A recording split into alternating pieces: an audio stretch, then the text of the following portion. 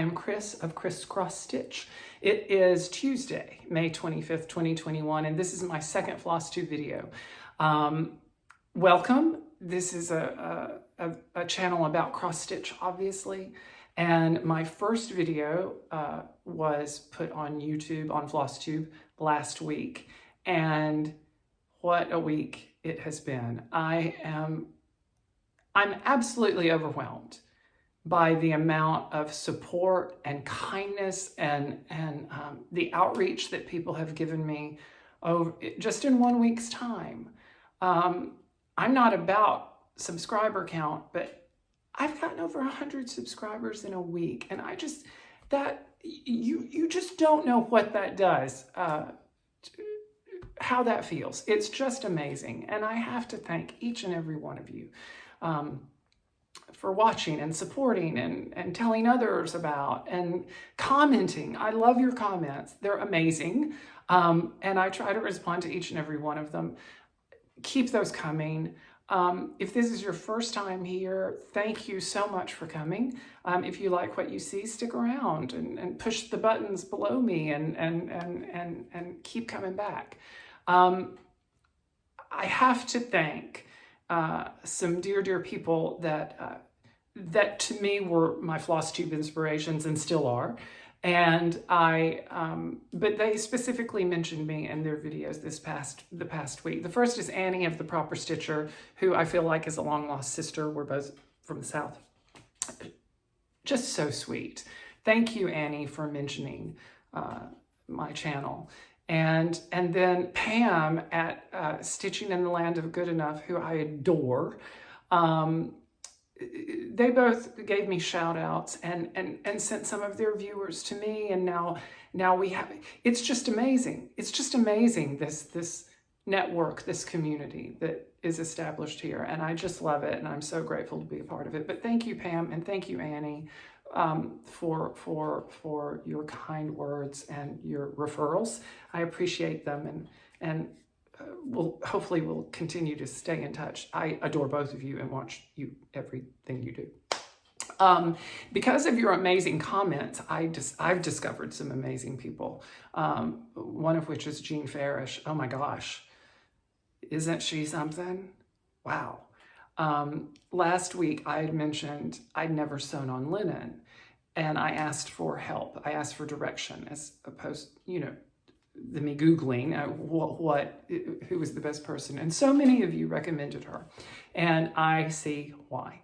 Not only is she thorough and an amazing teacher, but I just love listening to her. She sets my spirit at ease for some reason. And so many of those of you that I watch regularly do that, but man, she's amazing. So thank you for mentioning her in the comments. I really appreciate it. And she's great.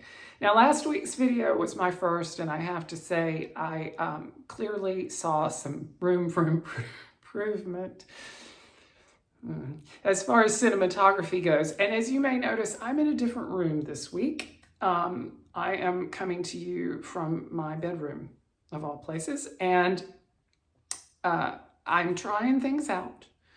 Trying to see what is the better lighting, what is better. I'm recording on a different device. I'm recording on my phone as opposed to my computer, which I think was part of the light flickering problem. So I hope that we'll see. We're gonna play around with it. You may see me in the kitchen before it's over with. I don't think you'll see me in the bathroom, but hey, you never know. I've got a pretty bathroom. It's nice. It's really nice.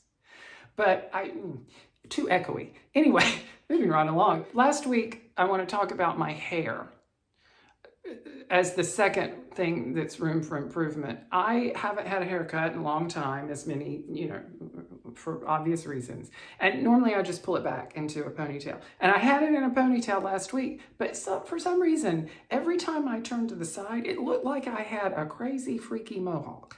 And not even a good mohawk. Like a warthog punk rock mohawk. It was horrible. It was absolutely horrible. So I apologize to you for having to look at that for 25 minutes. And I tried to do a little bit better today. It's all, at least it's shellacked back and in place. So there we go. But enough about that. It's been a busy week, and it's been a busy cross-stitching week. I almost didn't do this video today because I didn't feel as if I had enough to show, or not enough to show, because I've stitched every single day on multiple things. But I didn't feel like I had enough new to show.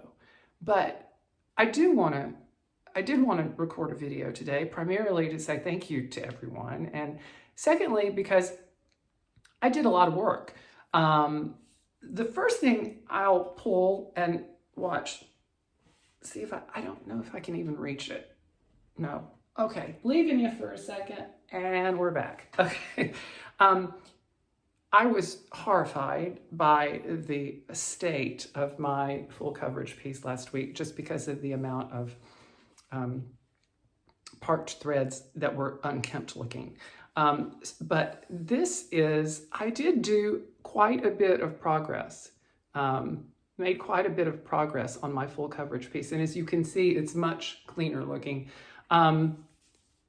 This is tedious. And one of my commenters actually corrected my pronunciation of the original artist on this, and I'm so glad he did. This is a pattern after Alphonse Mucha. Mucha, not Mucha, like I said, Mucha. I might be saying that wrong too, but it's Alphonse Mucha, and it's Winter of the Four Seasons series. Mucha is a funny name. It kind of sounds like the way a cow would respond to a joke. Mucha. Oh, I've tickled myself. Anyway, that's so I did a lot of I might edit that out. I did a lot of work on that. There's definitely, you can see more progress, and then I cleaned everything up. So that was, I feel good about this. This is going to take forever. I worked more on Bless This, and this is backwards. This is, maybe I can flip maybe by the magic of technology, I can flip the screen. Bless This Wretched Hive of Scum and Villainy. I got more, I still have to finish this motif because I stopped on it because I wanted to jump down here and work on the cute little buildings, which take forever. I thought my full coverage took forever, but these little suckers, wow. This is my morning and night piece. It's small. I keep it on my Q-snap, and I work on it in the morning and at night when I'm in the bed, relaxing. And I want to tell you about how I'm going to finish this. I didn't want to put it in a frame. I wanted to do something, we talked about that last week, but I found a place on Etsy that laser cuts, I think it's MD, it's wood, but it's not natural wood. It's like a MDF, MDF board, laser cut in the shape of the Millennium Falcon. So what I'm going to do, I've ordered it. I'm going to get that board, and I'm going to do a board mount finish with this, painting it gray. This is actually on a very light gray Aida cloth, which I didn't intend at the time, but it's kind of the color of the Millennium Falcon. So I'm going to paint the board and finish the board, and then do this as on that Millennium Falcon board. And I think that will be just the coolest thing ever. So that's this. But bless this, I worked on this every day. But the big thing for me this week, and my focus piece for this week, was catching up on the Wizard of Oz Secret Stitch Along by Satsuma Street. Say that 3 times fast. The Wizard of Oz, see, I can't even do it. The Wizard of Oz Secret Stitch Along by Satsuma Street. When I recorded my video last week, I was already a few days behind because I needed to get my fabulous Easy Frame in the mail 2 hours after I recorded that video, I got that frame in the mail. And I started on it immediately. And even though I'm not completely finished with all the borders and everything, even though I got a lot done. I got a lot done. This is tedious, y'all. The borders are hard, and there's a lot of counting that goes on. You can see over here, this is the side that only has the lighter yellow of the yellow brick road, but over here has the darker gold, and I'm working kind of around, and I'm so, this is such a fun stitch. I'm really loving it. I have been very careful, but I'm angry at myself because I did the top one perfectly. I added a row of 3 to the clouds down here. And as you can see, I stopped. I didn't finish it because I stopped at my error. Now, no one will know this. No one will know. But the thing about these corners, they're all identical. They're mirror images flipped both vertically and horizontally. So they're all supposed to be exactly the same. And I don't like taking out. I don't like tearing out because it leaves, you know, the bigger holes. So I haven't decided if I'm just going to let that go and proceed, or if I'm going to take out the little bit, albeit very small amount, back to my error and redo it. But then it leaves the big holes. And I know they shrink when you wash, but I don't know. But this has been my focus piece, and I love stitching on it. I'm going to keep working on it. I talked last week about stitching on linen, that I'd never done it. And the only start I have to show you this week is my linen. I'm excited. But now, don't get too excited, because well, first, let's do the celebrate part. I stitched on linen, you guys. I know, it's nothing. It's like a little dot. This is actually a cherry. This is going to be, this is Basket of Cherries Garden Club Series 1 by Blackbird Designs. And it's really small and very cute. And I'm very excited to stitch on it. But I stitched on linen. And it's not much.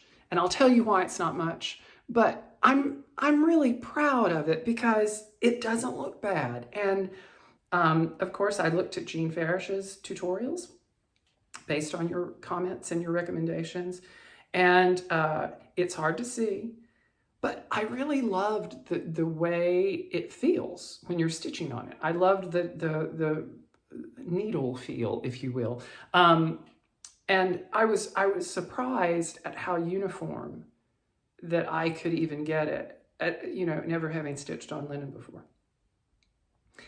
That said, I goofed because I thought when I ordered this that I also ordered all the floss. And at the same time, I ordered a Prairie Schooler Santa. And I found a color that is called for in that, the DMC conversion. But see, it was also a color for the Prairie Schooler Santa, so it was the only one I had.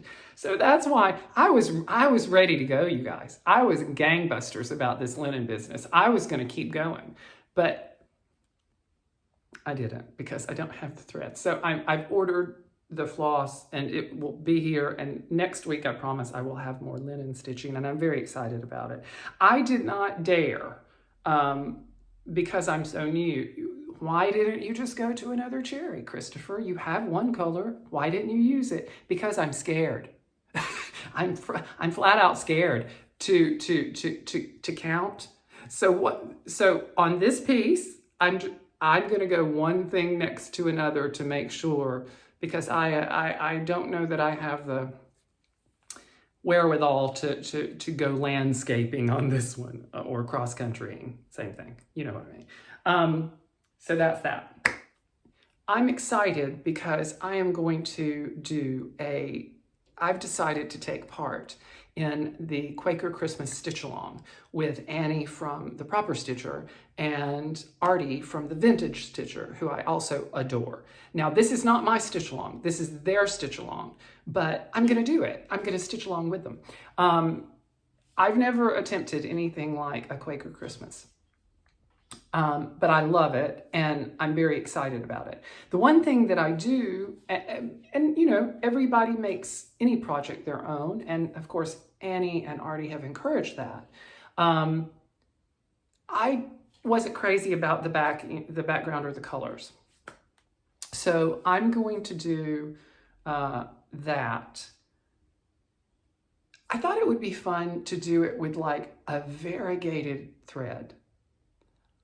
Which I haven't worked with in a cross stitch, but I thought it would be pretty to see all these different motifs and designs as they wash across that canvas with all the different motifs, to see a variegated palette. So I ordered this. I'm gonna do it. This is a DMC variegated thread. I'm going to do it on, again, a piece this large. I'm not going to try to do it on linen. I'm going to do it on an 18 count Aida, which I'll get to in a second because I'm having a problem.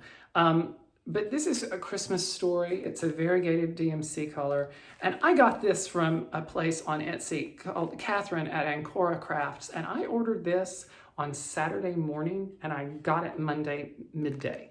Now, we are in the same state and not far from each other. So that's part of it. But wow, that was, and she specializes in variegated floss. So check her out if you need variegated floss. I got 15 skeins of it, which is how much I need, I hope. I'll still do like the words and the letters maybe in a solid, probably a solid crimson or a color that's in this palette. But my problem is I can't find 18 count Aida in the color I want. I want to do it on like a Victorian. They used to have a Victorian green and they don't have the Victorian. It's apparently out of stock. So I'm thinking about dyeing my own. Now I can do that. I've dyed lots of things in my now getting to be rather long lifetime. And I'm not afraid of hand dyeing anything that's cotton. So I may try to do that if I can't find a nice evergreen, because I think that'll be really pretty, don't you? Now see, the lighting is changing in this video, but it's Mother Nature, it's not me. The sun is moving back and forth behind clouds. So once again, flickering. Anyway, I think that'll be pretty, don't you? This variegated, all these variegated Christmas colors on a dark green. I hope, maybe. Tell me what you think, because I think it's going to be great. I've always loved color. I had another little bit of haul. I just got the 2020 Santa too, because I thought, well, you might as well start them because you know you're going to be working them all sooner or later. So I went ahead and I got the 2020 Santa from Prairie Schooler. So yeah, haven't started on either one of those. I might wait until people tend to start their Christmas stuff in July. I may do that. I love color. I've always loved color, and you are now going to get a story from the archives of my brain. I've always loved color, and you know, coloring books when I was a little bitty boy growing up in Alabama. I grew up with my grandmother and my mother and my great aunt Johnny May, and our house was right next door to the church. So every Sunday evening, before Sunday church services, all my family would come over and visit for like an hour or two before church, and then they go home. Sometimes eat dinner. And I had lots of great aunts and uncles, and these were older Southern people, very proper. And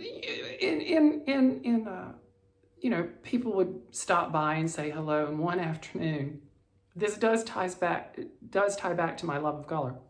one afternoon before, there was one of our resident beauticians in the town.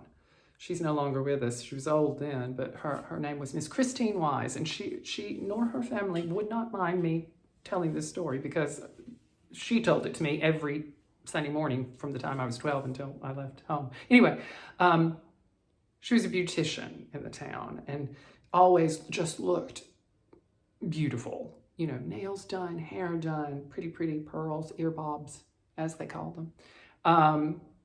And she was sitting there one day, and I was only 3 years old.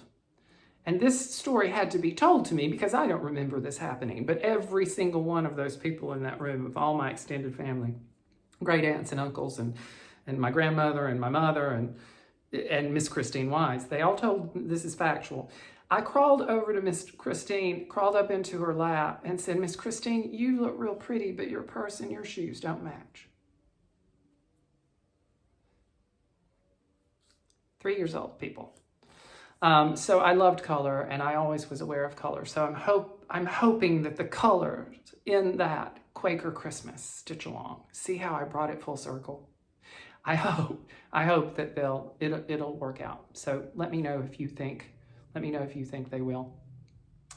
That's pretty much all I have for you today, but I want to ask something of you. I want to do a Halloween stitch. I want to start it soon because I see so many patterns out there and they're all so fantastic. Recommend some. I'd love to hear what your favorites are, either whether they are companies or designers or actual patterns. I'd love to know because I would love to start a Halloween stitch. And maybe what I'll do, I'm not ready to do a giveaway yet.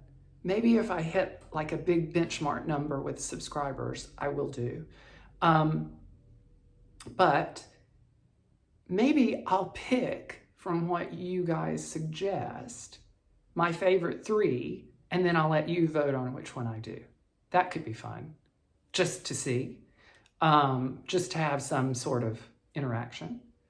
So yeah, so that was my week. Again, not a lot of haul, only one false start, but it was on linen, so kind of balances out, and lots of work on my stitch along. But the main thing is I'm hooked. I love this hobby. I love this community. I've had the best time interacting with each and every one of you. Oh my God, Teresa Little Stitcher, she wrote me and subscribed to my channel. That was so, Teresa, thank you so much. That's just, I have been blown away, just blown away by not only other Flosstubers, but other, just everybody. It has blown me away. I can't tell you how much joy it has brought to me. And I needed it. I really, really needed it right now, and will continue to do so. So thank you so much. I still haven't come up with a sign off yet, but I will. I thought about a stitch in time saves 9, but a stitch in the wrong place makes you mad, but that's kind of a downer. So I don't want to end with that. I'll figure it out. But above and beyond all, thank you. Have a great week. Keep on stitching, and I'll have more to show you soon. Bye for now.